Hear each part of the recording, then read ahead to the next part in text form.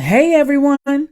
Thank you for taking the time to join in with Uncommon Women Podcast, a dope podcast to bring light to reality from real life people sharing real life stories with a host of women having real life talk, the good and the bad, with no judgment. Uncommon Women's Loyalty is here to support those that need a safe space to speak their truth and rawness to the world. Tune in, relax, take notes, and let's vibe. Here are your hosts, Uncommon Women. Good evening, everyone. Hi, I'm Jenny Lee, and we are Uncommon Women. And Shanera, you could go and introduce Tyra. Hi, everyone. So I'm Shanera, and this is our new co-host, Tyra. She's going to be joining us for 2023. I'm super excited for this journey. This is our first episode for season 6, so thank you guys for tuning in. Tyra, what is something that you're looking forward to with being Uncommon Women this year? Honestly, a lot, but to make it short, I'm definitely looking for longevity, sisterhood, a lot of women that are uncommon, but have one thing in common, and that is striving, perseverance. I'm just so excited to work with a lot of strong women, independent women. And one thing we have in common is we have strong faith and strong goals. So. Yes. So I'm super excited for what this year has to bring with Uncommon Women. We definitely got some dope guest speakers this year, and we sure do. Let's get right into it. We have an amazing Ashley that's going to be coming on, sharing her testimony today. She's what you call Coatesville's celebrity. She's definitely been through a lot of trials and tribulations, but God has definitely had his life on her in regards to blessing her as well. She's a business owner. She also does academy. So we'll get into that as well. But before we get into that, thank you so much, Ashley, for coming on and being a part of Uncommon Women. Thank you, Uncommon Women, for having me. Okay. So before we get into your testimony, can you tell us a little bit about yourself and what you like to do for fun? I like to hang with my family and friends. I like to do like game nights. I like to party, and I love to cook. I love to travel. Okay. And what do y'all do on game nights? Give me some games that y'all be playing. We play like drinking games. Like Never Have I Ever. It's a couple others that I don't really remember the names to. And we've been playing like Uno and stuff like that. Oh, okay. Now, are you good at Uno? I love Uno. I love me some Uno. You gotta play Uno flip. There's different types of ways to play Uno. Yeah, that's very true. That's very true, though. Uno flip changes the whole game to Uno, though. Now, what's Uno flip? Yeah, you gotta get it. You gotta get it. I don't. That's not the one with the writing on the cards, is it? Uno flip is the one it's double-sided cards. So like if somebody throws out a card, you literally flip your hand, and now your whole hand changes to whatever is on the back of the card. No. No. I don't know about that. I'm gonna have to invite myself to one of your game nights. Yeah. I'll be right behind you because I'm trying to figure out what this Uno flip thing is. I'll be having one soon. Okay. Well, Uncommon Women gonna be in the building. Yep. So before we get into your testimony, can you tell us a little bit about your childhood and how was your life growing up in Coatesville? So my life growing up in Coatesville was pretty good. Like I was in a 2-parent household. I grew up with just my little brother. It was pretty decent, as far as like in home, like kids were a little harsher to me, like, when I moved to Coastville. I mean, I moved to Coastville when I was 7, so I was young, Okay. But at the same time, I also had a lot of different types of friends. I hung with like a lot of different types of people. Okay. Where did you move from? Oh, I only lived in Thorndale. Okay. I didn't live too far, but Thorndale and Coatesville as a kid is two different levels. Yeah. Okay. As a kid, a move is devastating anyway. So it's like 5 minutes away from each other. Oh. Did you at least go to a different school? Yes, I did. I did. Then it was a move. It was a move. I mean, I'm not from from where you're from, but it sounds like from somewhere from where I kind of live, where people be like, "Oh, I'm from this area," but you're like 5 minutes from me. Yeah, like the town that I'm from is really small. So Okay. it's like, I grew up around a lot of like my family and like friends, and everybody's like connected, and like to describe how small my town is, I just tell people that we have one high school. So everybody ends up at the Oh, same high wow. school. Okay. Most of our parents and everything like that, went to the same high school that I graduated from.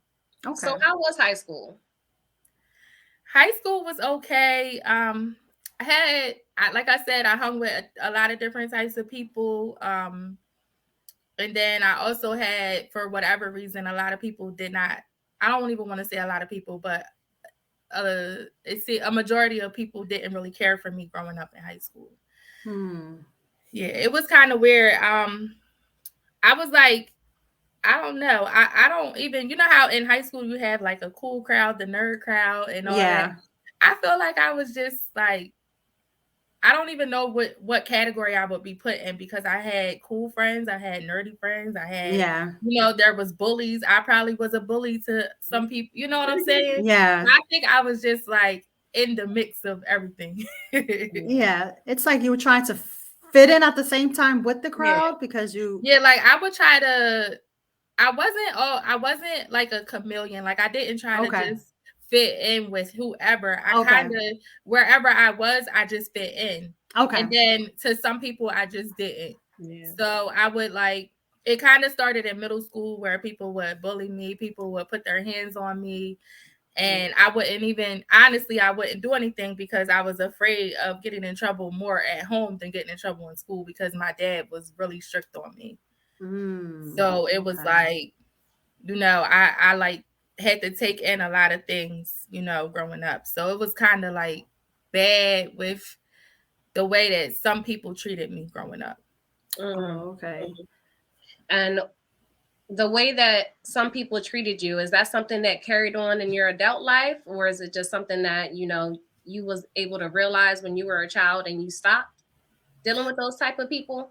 So I would say in my adult life, I kind of got to a point in life where I'm like, hold on, like I'm grown. Like you can't treat me this way. I'm not, I learned that people's barks are bigger than our bites. So I kind of stood my ground. And to be honest, a lot of the people that I didn't get along with in high school, I start hanging with after high school.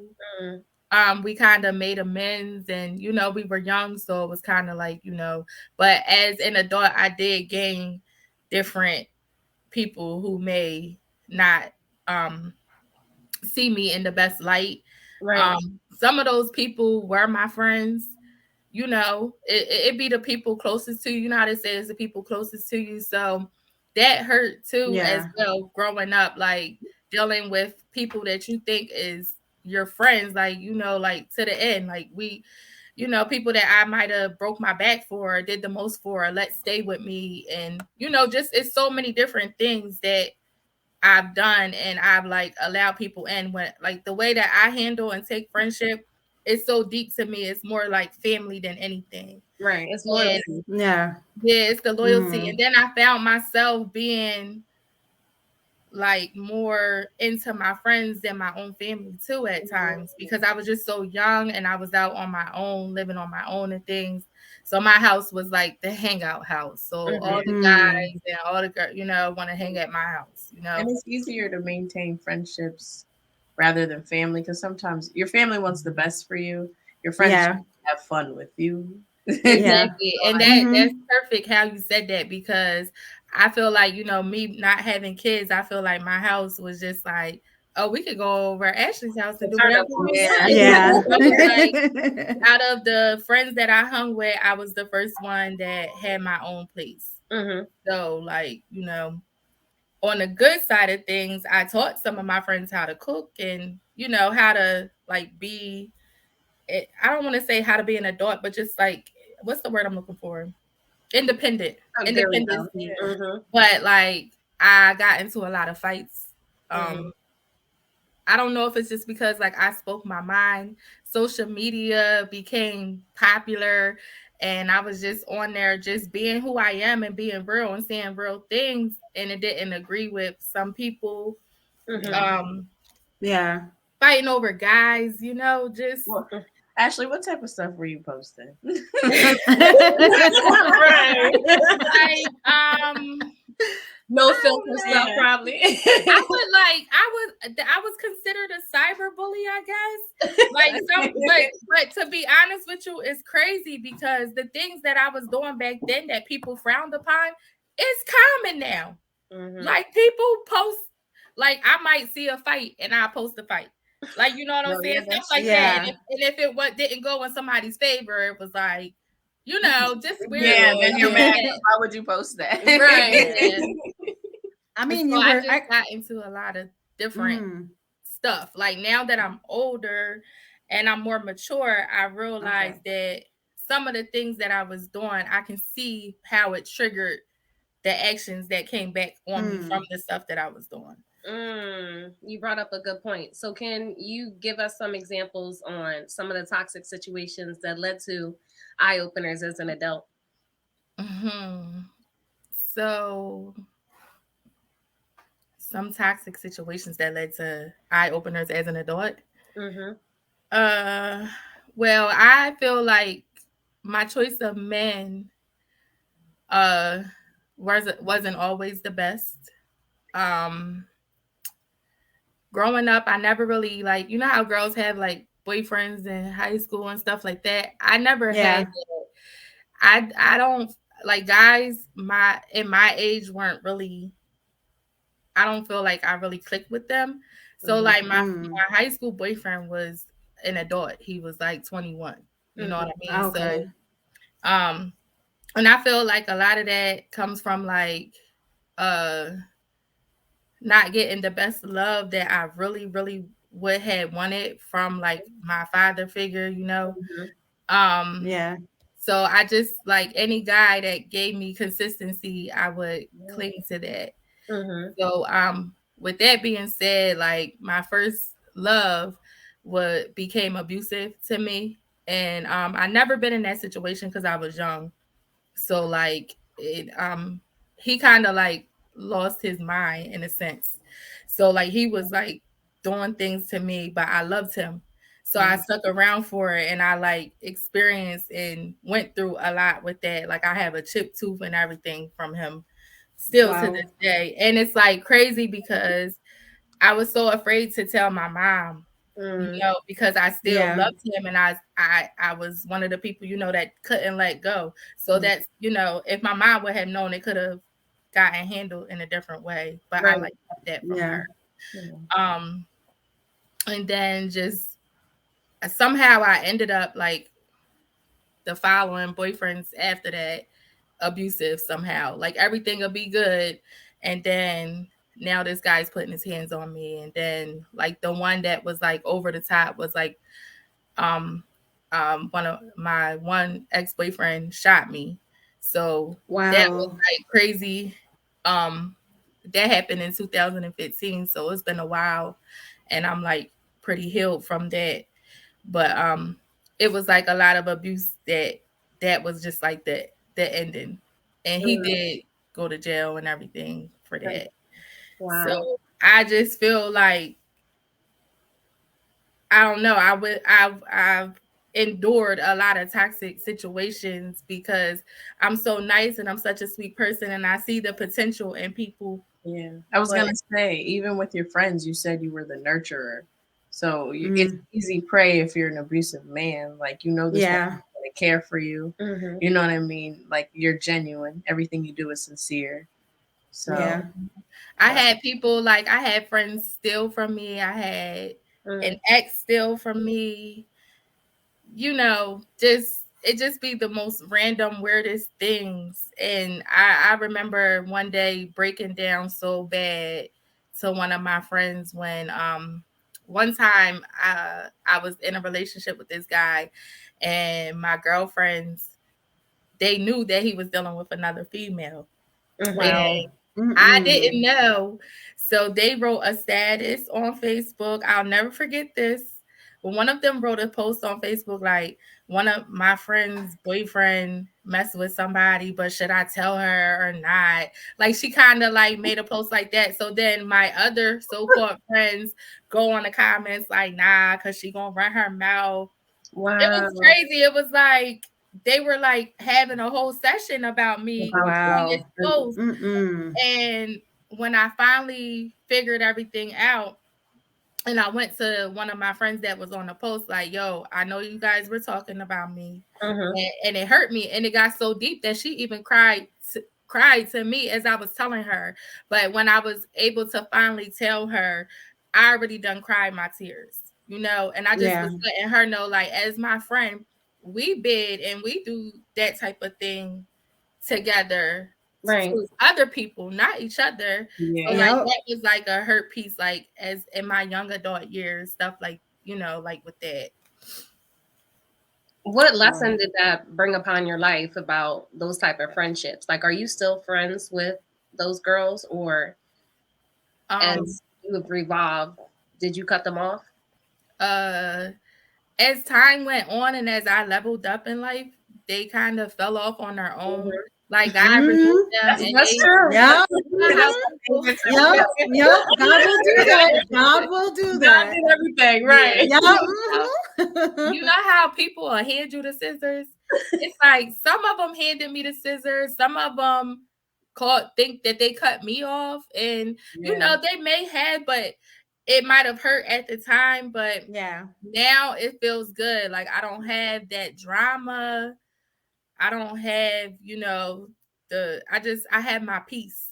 So yeah, I'm not really friends with them. Some of them, you know, like I might still speak to them and things like that, but I just try to stay away from the toxic. You love it from a distance, right? Yep. Yes. That's the best thing anyone can ever do, especially if it's toxic. Right. That's good. That's good. Go ahead, Jenny.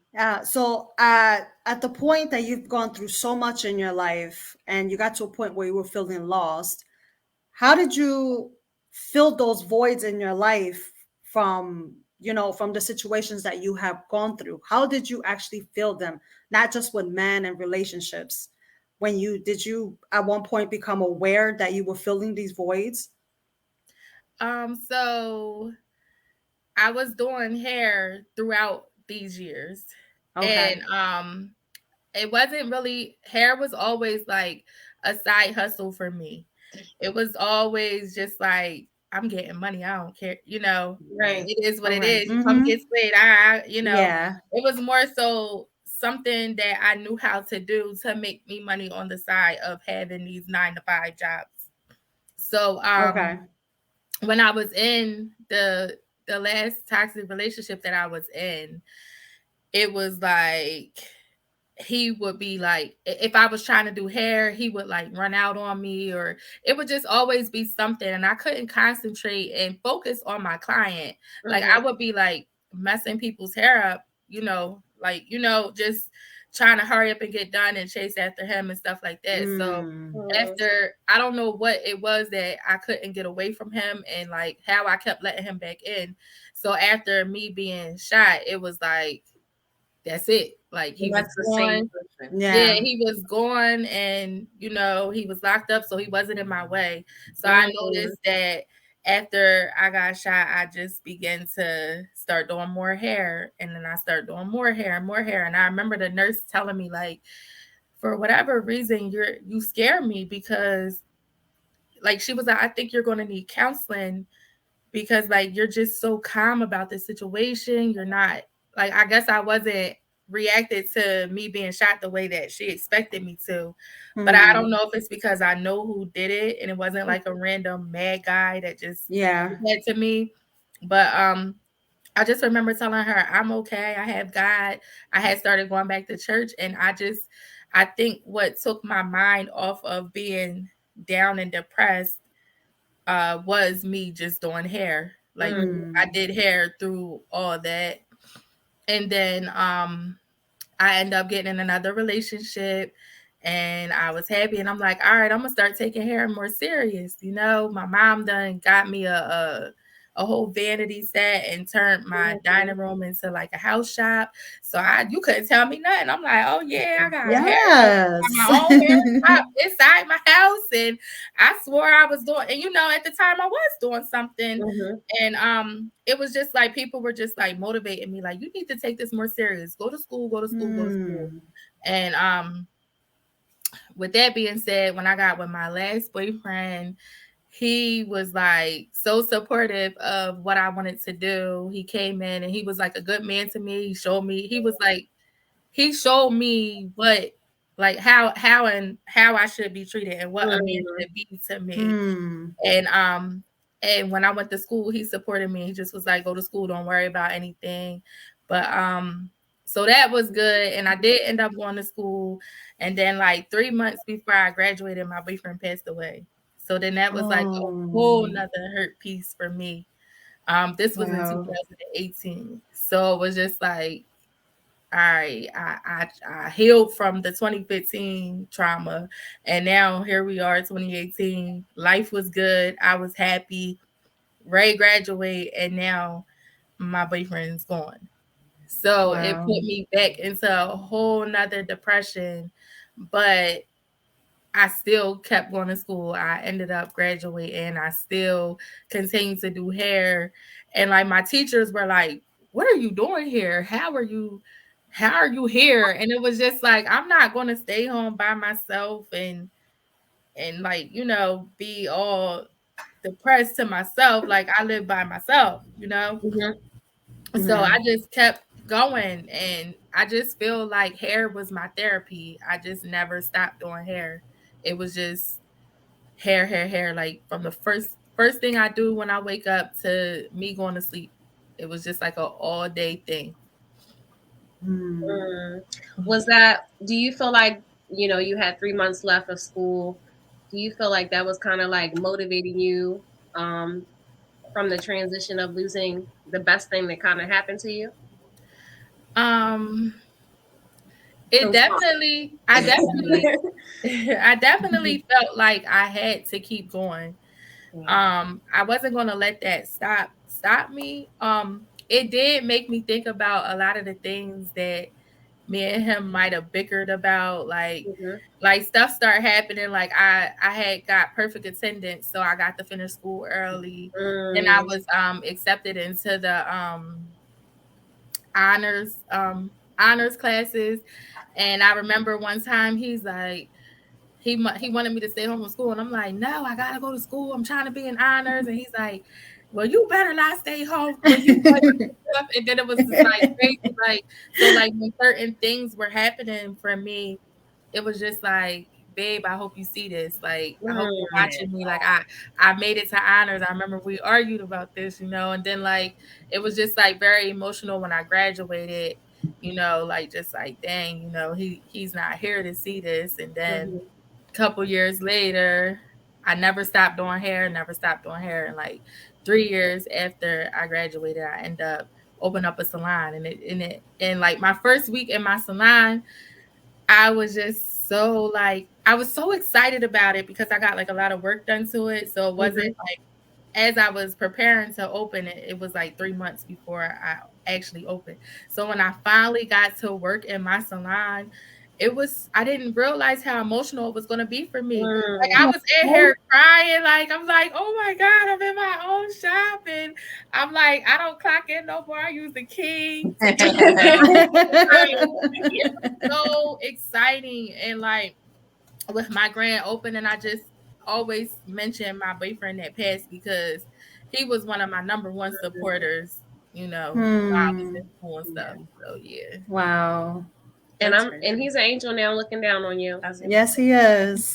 That is amazing. Yeah, I'm glad that I'm able to like speak on him and on that and be able to like smile, you know, and not cry. You know, I definitely had my moments, but it's so crazy though, because it's like he supported you through school, but then hair healed you from losing him. Like it all worked together. It was wow. Yep. That's so sweet. Yeah, divine connection. It just all Yeah. added up together. Amazing. Everything happens for a reason. Right. So you gotta keep going. So Yeah. how has life been being a business owner and, you know, having a salon? So I love having the title of being a business owner. I love that I work for myself. It's definitely like no handbooks for this. Let's talk about all the good and the bad.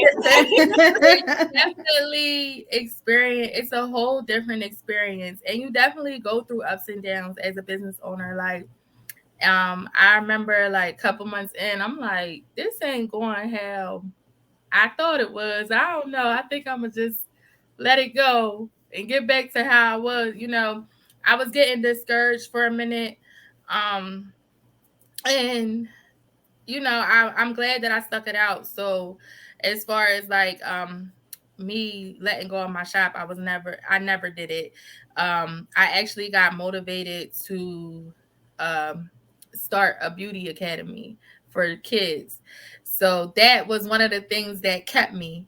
It was like that motivated me to keep my salon and to move how I want and do what I want without having to ask anyone else questions. Because I actually had like a whole nother plan. And then when I start talking to the guy, I'm like, I don't like how this is going. Like, I know what I want to do, and I'm already doing what I want to do. So I'm gonna, you know, continue what I'm doing. So with that said, I started a Sugar Slaves Beauty Academy for young girls from the ages 8 to 16. Yeah. What about the adults? That don't know how to do. Everybody asks me that. I know I need to do an adult class. I might do one soon. That would be so with this, it was like prior to me doing hair and all that, I love working with kids. So that was like I thought I was going to be a teacher. So I was working in daycare and then I already had connection with children. So this was a double whammy for me. It was like, okay, I actually get to do what I love times 2. And I kind of did it without putting it. No, I don't want to say without putting any thought to it, but it was like the idea came my way, and then 2 months later, I put it together. So total, I had a total of like 22 girls that graduated from my academy. I had 2 different 2-week programs. They were taught how to do makeup, facials, eyelashes, braids, sewings, crochet. Some of them did color. I took them on field trip on a party bus. We went out to eat. Like I had a whole little beauty camp, and it was really exciting. I really connected even more with some of the young girls. Like it made me feel good doing that within my community. And now, like I remember before my classes started, this little girl was in the car with her dad, and I was going in the gas station. And when we got in there, she was like, "Are you the lady that's doing the beauty camp?" And her dad was like, "I don't know what she's talking about," but she was on you from the car. And she was like, "How much do it cost?" So it was like really cute because, you know, like the girls, they're talking, and I felt like I was something for them to look up to. That is so good. And this summer, I was awarded a proclamation for during, was it like Black Business Month or something like that? So one of the groups of girls were able to come and see me get the award. They actually were able to take a picture with the Chambers of Commerce while I you know, when I accepted the award. So that was really nice. I feel like them seeing that just was like motivation. Like I was real open with the girls. My second group was a little older, so I was, you know, more open with them. Like, look, y'all, I'm nervous. I never did this before, so y'all gotta be my support. Like, and they did really good. I actually really connected. My first group, they were a little younger. The girls, they were crying, leaving me, and it got really emotional on their graduation day. But that was something really, really nice. I do plan on doing it again this year. It's a couple things I'm gonna do different, but I am gonna still do that. I feel like I can't let the girls or the boys down because it can go either way. That's amazing. So Honestly, that I is so think why you coach. I had some children from from Malvern. I had children from Philadelphia. I had a little girl from Delaware. So it wasn't even just Coatesville. And a lot of the community was very supportive with my summer camp. I had like volunteers and everything like that. That is so good. So I was like happy that I'm able to like, okay, like I can do this, you know, like this, like, you know. So it was like I did get discouraged at first, and then, you know, the camp motivated me, and now that was over, it's like, okay, I got my year down, and I had a big old party because for my 1 year anniversary was just like I almost didn't make it. So I had an orange party, and it was just everybody wore orange, and the theme was "Aren't You Glad I Made It?"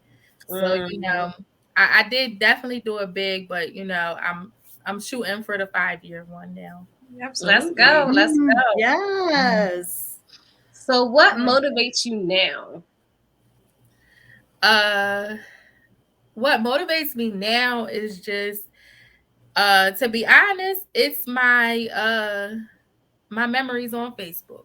My memories on Facebook motivates me because I was so what's the word I'm looking for?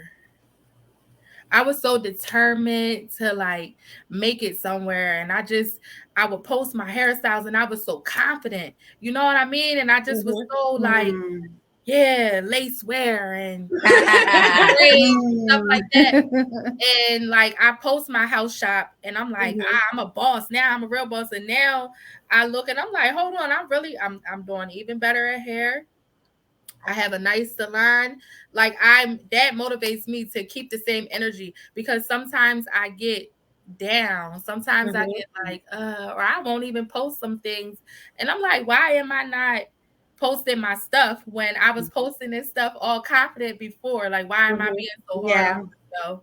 And, you know, like going back to like me going through things, like even as far as hair, I would have people pick on me about that. It will always be something like, oh, slay or betray, or screenshotting my pictures and sending them to their friends, and just always having something to say, and just not noticing the hustle in me, just wanting to pick at me. The negative. So like, I feel like I wasn't always a negative. I don't feel like I'm a negative person. I feel like I was viewed as that, but I feel like it follows you. So like, you know, I definitely have like the tough skin for it, you know, but it gets crazy sometimes. You know, I actually opened a business in my hometown. Right now I am the only one working inside my salon. So if anybody wants a job, you know, go ahead and promote. Go ahead, girl. Yes, girl. I can't do any hair, but I'll answer a phone for you. And sometimes that can like discourage me sometimes a little bit, because it's like, dang, you know, nobody want to work here, or not to say nobody wants to work here, but just looking around like, okay, like I have to like really have an even deeper muscle. And one thing I learned about having your own business, nobody cares about your business the way you care about it. That's like your business is your baby. Like nobody's going to take care of your baby how you going to take care of it. So yes, I have my business, and yes, I can have somebody work here, but they can quit any day. And I learned that real fast. I learned that real fast. So it's just like, you know, it'd be a lot, but I love it. I wouldn't change it. I'm still trying to figure out my way, exactly what and where I want to be, but I feel like I'm in a good place, and my success is like, it's good. I came a long way to get where I'm at. And when I finally was in my shop working, like when I told you I was getting emotional and things like that, I'm like, this is why I went through that. This is why I lost friends. This is why I got shy and I did. This is why, you know, like he knew I was strong enough to endure all those things. And, you know, when you ask those questions, like, why me? Why this happened? Like, I wasn't raised this way. But it happened to me. I would have never thought this would happen to me. But once I got my shop, it was like, oh, okay, I see what you did there. Okay, guys, I see what you did.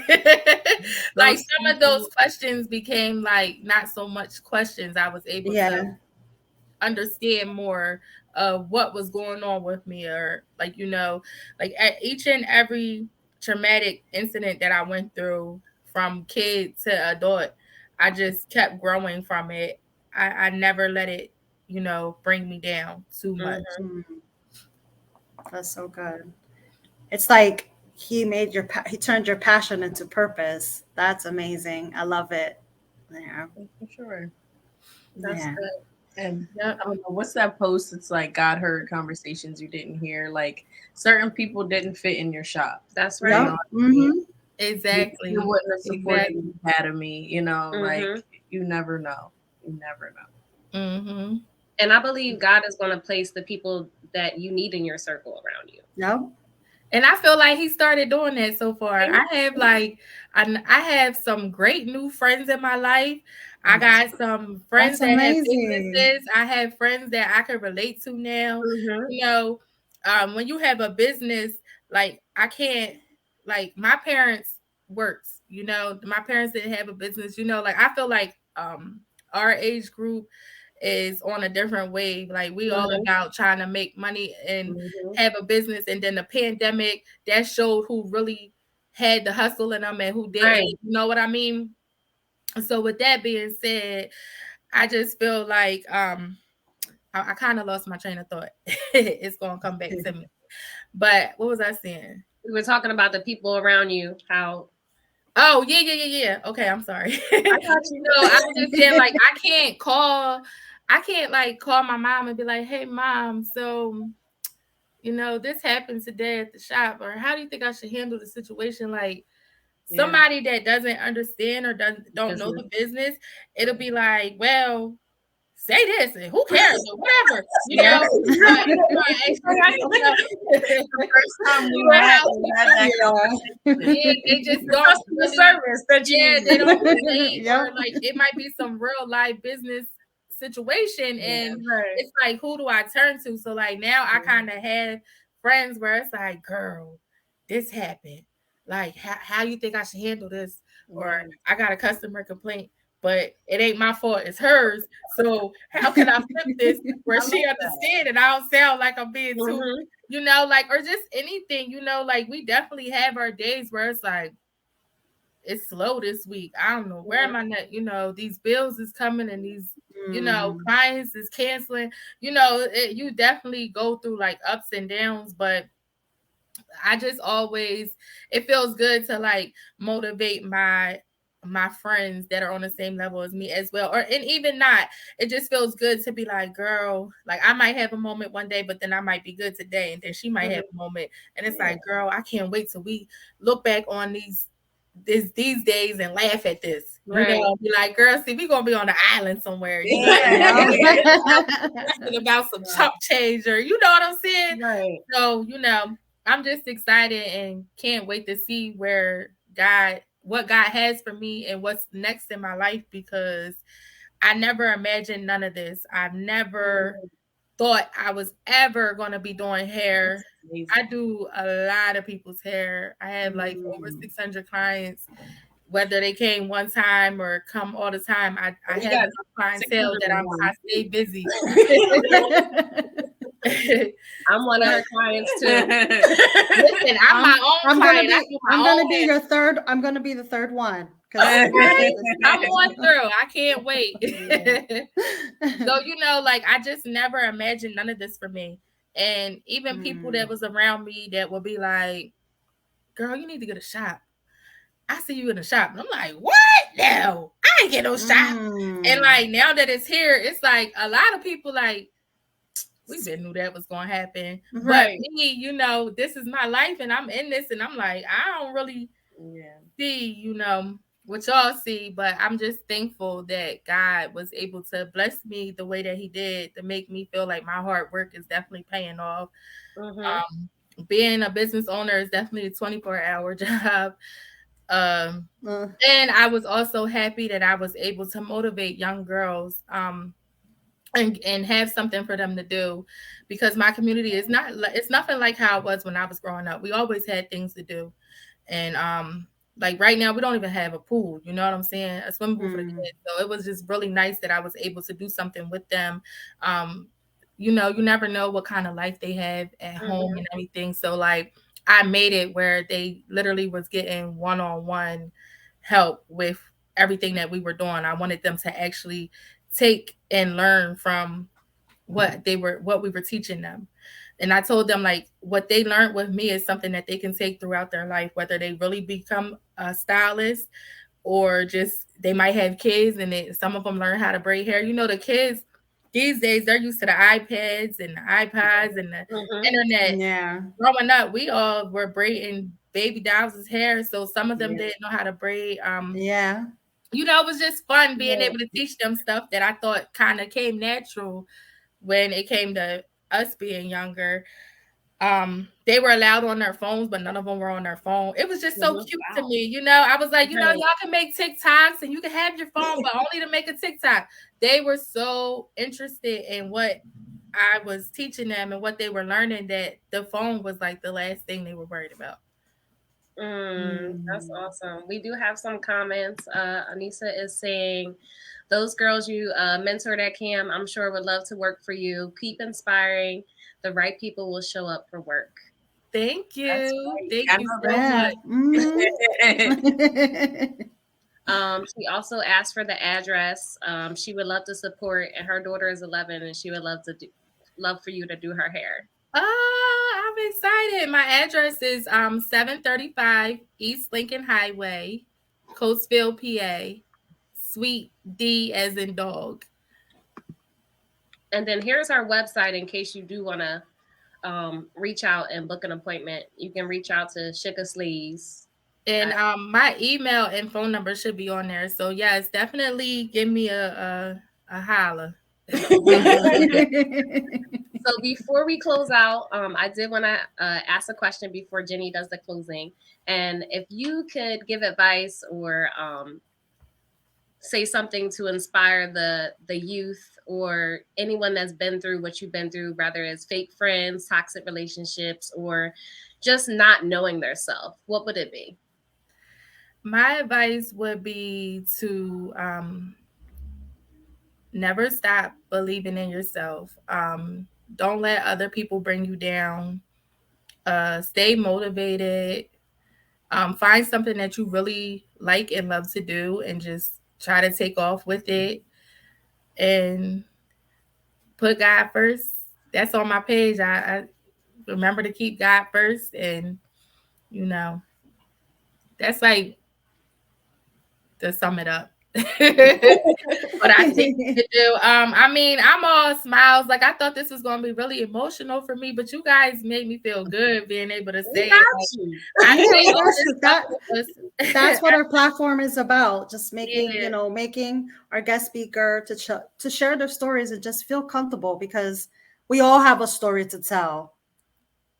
Yeah, I say all this with a smile, but it definitely was like a lot of blood, sweat, and tears that came into this.